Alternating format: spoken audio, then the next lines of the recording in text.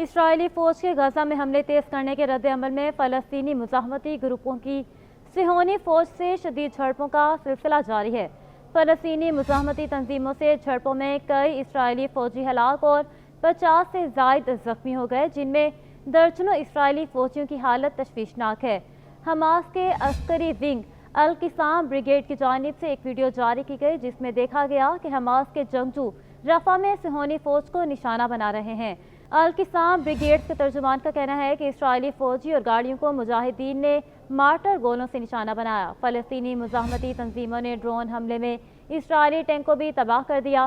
فلسطینی مزاحمتی تنظیم حماس نے ڈرون کے ذریعے اسرائیلی ٹینک پر بم گرانے کی ویڈیو بھی جاری کر دی۔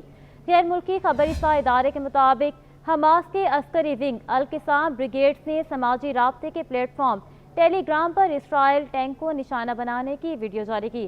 حماس کا دعویٰ ہے کہ اس کے عسکری ونگ نے شمالی غزہ میں جبالیہ پناہ گزین کیمپ کے مشرق میں اسرائیلی ٹینک کو نشانہ بنایا ہے۔ غیر ملکی خبری رساں ادارے رائٹرز کے مطابق سیٹلائٹ تصاویر سے حماس کے حملے کے مقام کی تصدیق ہوتی ہے، تاہم رائٹرز کے مطابق آزاد ذرائع سے اس ویڈیو کے فلمائے جانے کی تاریخ کی تصدیق نہیں ہو سکی۔ ادھر رفح میں اقوام متحدہ کی امدادی ایجنسی کی گاڑی اسرائیلی فوج کے حملوں کا نشانہ بن گئی۔ عرب میڈیا کے مطابق فلسطین کے لیے کام کرنے والی اقوام متحدہ کی امدادی ایجنسی انروا کی گاڑی اسرائیلی شیلنگ کی زد میں آ گئی۔ اسرائیلی فوج کی شیلنگ سے عالمی ادارہ صحت کا کارکن اور فلسطینی ڈرائیور زخمی ہو گئے۔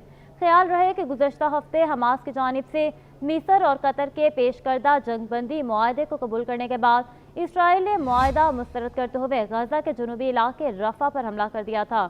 اسرائیلی فوج نے حملے کے آغاز میں ہی رفح کراسنگ کا آپریشنل کنٹرول حاصل کر کے مصر کے راستے آنے والی عالمی امداد بھی روک دی تھی۔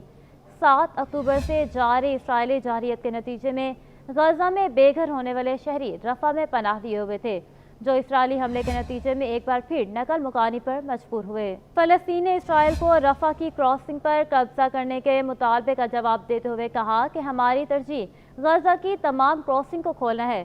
عرب میڈیا کے مطابق اسرائیل کی جانب سے فلسطینی اتھارٹی کو رفح کی کراسنگ کو اپنے قبضے میں لینے کا مطالبہ کیا گیا، تاہم فلسطینی اتھارٹی کے ذریعے اسرائیلی حکام کو جواب دیا کہ فلسطینی اتھارٹی کی ترجیح 2005 میں طے پانے والی کراسنگ معاہدے پر عمل درآمد کرتے ہوئے غزہ کی پٹی کے اطراف کی تمام گزرگاہوں کو کھولنا ہے۔ فلسطین نے مزید کہا کہ کسی بھی معاہدے پر عمل درآمد کے لیے کراسنگ سے اسرائیلی فوج کا انخلاء ضروری ہے۔ اسی کے ساتھ غزہ کی پٹی کے مستقبل کے لیے ایک روڈ میپ بھی تیار کرنا ہوگا۔ فلسطینی خود مختار ذرائع نے اس بات پر زور دیا کہ فلسطینی عوام اور ان کی جائز قیادت کو فلسطینی ریاست کی زمینوں پر قانونی اختیارات حاصل ہے۔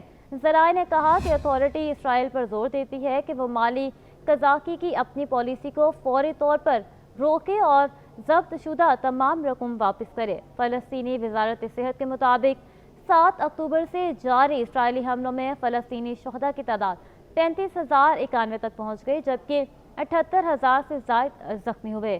فلسطینی وزارت صحت کے مطابق اسرائیلی حملوں میں شہید فلسطینیوں میں 15,000 بچے بھی شامل ہیں۔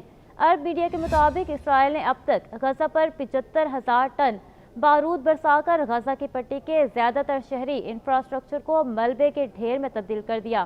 اقوام متحدہ کی ایجنسی کا کہنا ہے کہ اسرائیلی حملوں کے نتیجے میں غزہ میں صرف تباہ شدہ عمارتوں کا ملبہ ہٹانے میں تقریباً 14 سال لگ سکتے ہیں۔